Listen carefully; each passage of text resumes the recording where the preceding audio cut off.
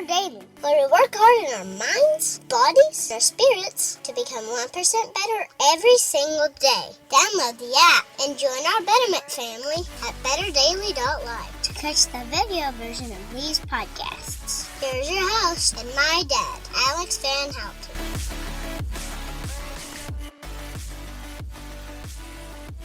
What's up, Betterment family? This is Alex Van Houten in Better Daily Live. Happy Monday. It is Mindset Monday, and today I'm going to move you forward, or at least do my best to encourage you on this 1% better journey. And our mindset today is the grass is greener. Let's talk about it. There's a saying, right? You've heard the grass is greener on the other side. And the grass is greener on the other side is like the idea that, hey, where you are versus where you're looking seems to be a more pleasant and wonderful place to be. So let's say you're on one side of a fence and you look out and you're like, wow, the grass is greener over there. I'd like to be over there. Do you know where that comes from? That actually comes from Genesis. It's a really, really interesting story. Lot and Abraham, well, you have to back up a little bit. Abraham gets called out of the land of Ur. God says, get thee up out of thy father's house into a land that I will show you. Or if you're reading the King James Version, that's how it reads. What's up, Scott? Good to see you this morning. And so Abraham follows God there. And it's a really important and powerful part of the Christian story. It's right there in Genesis in the very beginning. And so Abraham gets up out of there. He ends up in a land of famine, which is really tough. He has a thing with Pharaoh and his wife and all that. Not Pharaoh's wife, Abraham's wife, Sarah. Pharaoh wants Sarah, and Abraham lies and says it's his sister. Anyway, he ends up exiting Egypt with riches. And he's got a problem of abundance. And he and his nephew Lot, their people are fighting over the land that they're in. The goats don't have enough grazing ground or whatever. So anyway, Abraham and Lot are standing there, and Abraham goes, hey, look, I'll let you pick. You pick the land that you and your people are going to be on, and I'll go the other direction. There's no need for there to be strife between us. And so his solution to the problem of abundance is in hospitality, let somebody else pick. Good morning, Pat. And so Lot picks the greenest grass. He looks out at the land, he kind of surveys, and he's like, wow, it's really green over there. That looks good. And so he takes the best for himself. What's interesting in this story, the grass is greener, is Lot actually ends up heading towards Sodom and Gomorrah. If you're unfamiliar with the Genesis stories, then you might not know that Sodom and Gomorrah is the place of ultimate destruction. God actually rains fire and brimstone down on Sodom and Gomorrah for being a terrible place. And well, Lot and his family just barely get out of there. In fact, his wife doesn't make it because she looks back, which we'll talk about in a second. So anyway, all that to say, the grass is greener actually comes all the way back from Genesis. And who knows where that came from before that, because Genesis is an old book. It's a very old book from a very old oral tradition. And so the idea being that just because the grass is greener doesn't mean that that's the way you want to go, because who knows where that might lead. As far as Abraham's concerned, his land wasn't as green as Lot's grass, but ended up leading him to a much brighter future. My mom used to say, this is a colloquial thing, I don't know if she got it from somebody before her or if this was a mom original, but she used to say, Alex, the grass is always greener on the other side because there's more crap over there.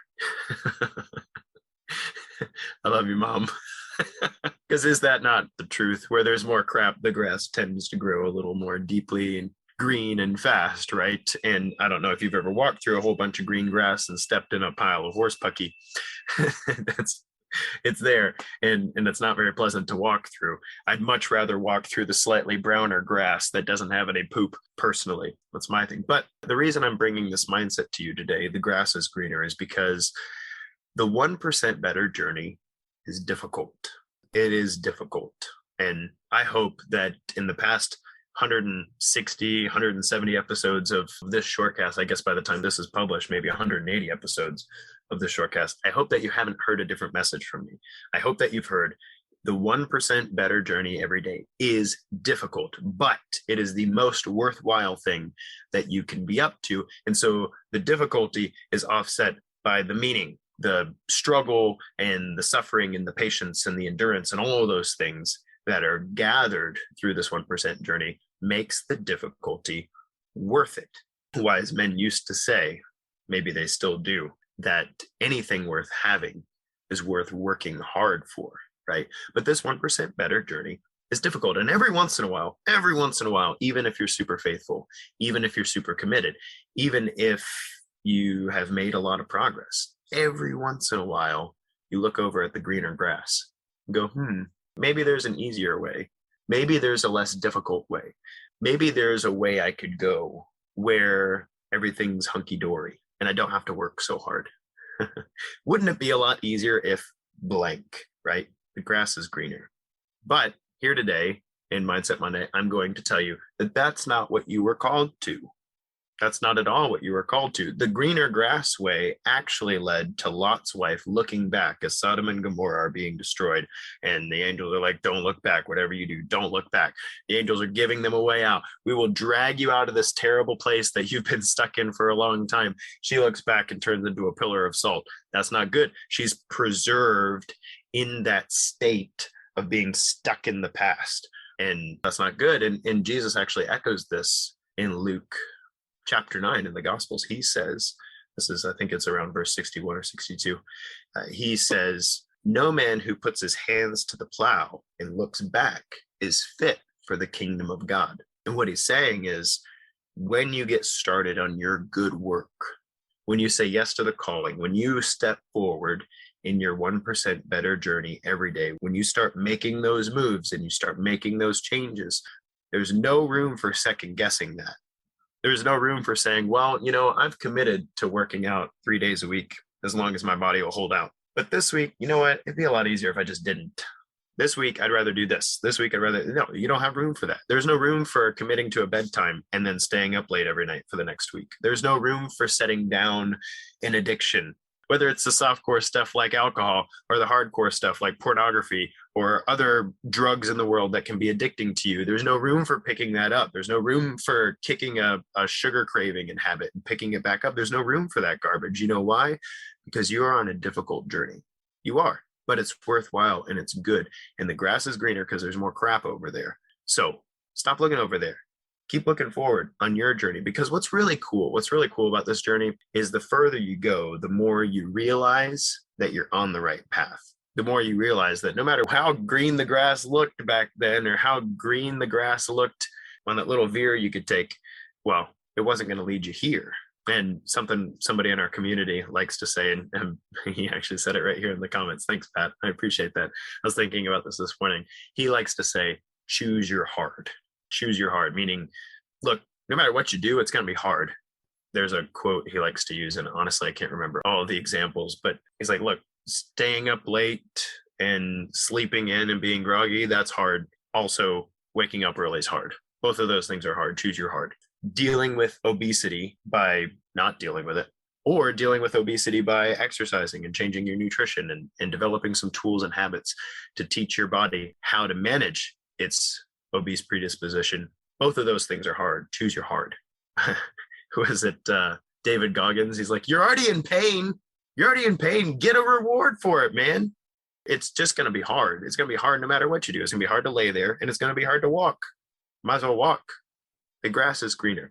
The reason the grass is greener is because you're not there. If you were standing over there looking at the path you just left and where it might lead you, you might say, wait, that's where I want to be. So my prayer for you this week is that you look around at the goodness that's happening in your 1% better journey, even if it's difficult, even if it's hard to continue, even if there are a lot of other distracting greener grass ways you feel like things could be going, and stick with your path. Keep your hands on the plow. Stop looking back. We got work to do, and this is going to be an awesome week.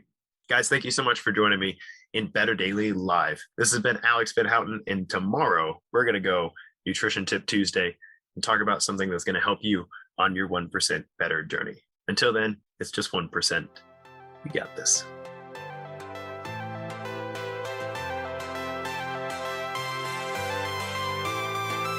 Thank you you for joining us for 1% Better today. Don't forget to subscribe for the podcast. Leave us a raving review to tell others how Better Daily has helped you in your journey. If you want more Better Daily, download our app and join our Betterment family at betterdaily.live. Use code POD to get 25% off your subscription. That's POD, all caps, to save 25% on your subscription. We all have a cross to carry.